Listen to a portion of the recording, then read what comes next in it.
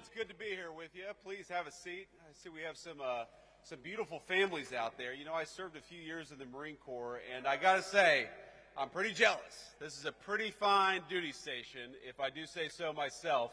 This is a beautiful country. I just spent the past few days here, actually. Some meetings, some downtime with the family, and we've had a very, very good time here in England. The United Kingdom, of course, is one of our great allies, so I think I speak for all the Pathfinders here. Is that right? When I say, and all of the Red Dragon folks as well? When I say that we are proud of the special relationship, and we are proud to work together with our British friends right here at Fairford Base. God bless you all. So, here's a simple thing. We've got a beautiful country here. We've got a beautiful alliance. And I think every single one of you know that for over 100 years, we have worked with our friends from the United Kingdom to achieve great victories. And if you look at the long sweep of history, every time something big happens for the world, every time a great victory is won for freedom and for peace and for prosperity, it is almost always the Brits and the Americans that do it together, and we win every single time we go to war together. You guys know that as well as anybody.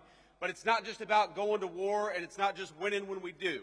When we work together, when we fight together, when we make it clear that we always approach every situation with an open hand, but if things go poorly, we're willing to do what we have to do. We make it easier to achieve peace and prosperity all over the world. So I want to say, from all of us back home in the United States, for all the people that you serve with, that you fight for, that you make it possible to live the American dream in peace and prosperity, we are proud of you, we are grateful for you, and as your Vice President, I am damn proud to be here with you today. God bless every single one of you.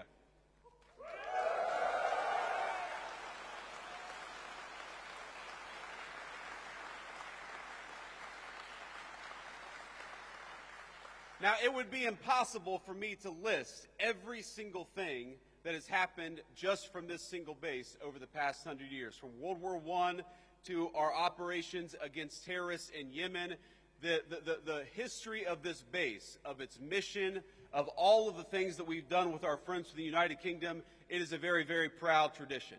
So I won't try to list everything that we've done, but you guys know the mission, you guys know the story, and you guys know the history.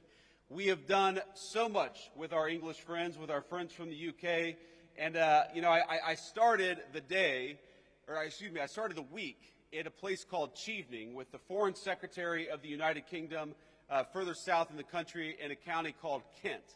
And what we did is we worked on one of our most important shared security goals in Europe, which is the end of the war between Russia and Ukraine. The President of the United States came in 6 months ago, and I just talked to him right before I came on the stage, and he said very simply that we are going to make it our mission as an administration to bring peace to Europe once again. But as you all know, it is impossible to bring peace anywhere unless the bad guys are also worried that we've got a hell of a fine Air Force and a hell of a fine military to back up the peace to begin with. So what you guys do, even though you may not see it every single day, is you make it possible. You make it possible for us to accomplish the President's goals through negotiation. You make it possible for us to go into a room and say, yes, we want peace. Yes, we want to work together. Yes, we'd like to bring an end to this terrible conflict. But we've also got some great airmen back at Fairford and other bases. They're going to make sure that no matter what happens, the peace and the prosperity and the goals of the American people are going to be well served by what you do. So I think if you look back at the last 6 months, if you look back at the number of lives that we've saved in Rwanda and the Congo, the President ended a 30-year war there. If you look at what we've done in the East Asia, where the President ended a conflict, in Serbia, Kosovo, where the President has brought peace to that area of the world, and now, in just a couple of days, with the President heading to Anchorage, Alaska, to try to achieve an end to this terrible war in Russia and Ukraine. You guys make that possible. You guys are the reason why we can go into a negotiation with strength. You guys are the reason why we have leverage in these conversations with world leaders, because they know that if we cut a deal, it is backed up by the finest fighting force anywhere in the world. And that is what makes your job so important, And that's what makes it so important and such a proud moment for me to be here with you today.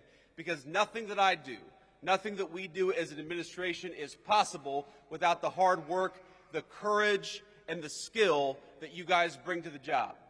Now, I mentioned earlier I was at Chevening meeting with the British Foreign Secretary. I've met with a number of foreign leaders just in the last, hour.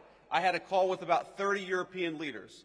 And over the past couple of days, I've met with a number of leaders across the UK, across political parties, across the generations, because that's one of the great things about the UK's special relationship with the United States is it cuts across political alliances, it cuts across political parties, it cuts across generations because we've been working together for literally centuries. And you know what every single person that I meet often tells me? They tell me about how impressed they are by the skill, by the determination, and by the dedication of the American military. You all are what make it possible for us to do what we do. When Marco Rubio, our great Secretary of State, goes to engage in some diplomatic negotiation, he knows that he's got the great people of the Secretary of Defense standing behind him.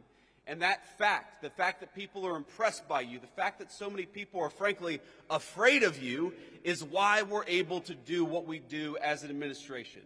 So I just want to say from the President of the United States, who again I just spoke to, and he told me to give you this message. We're proud of you. We're grateful to you. We know that it's not always an easy job. We know there are often long hours, but I hope you know that the peace and the prosperity and the safety of your countrymen depend on you doing a good job, and we are damn proud of the job that you do every single day. God bless you all, and thank you for having your Vice President here in the UK.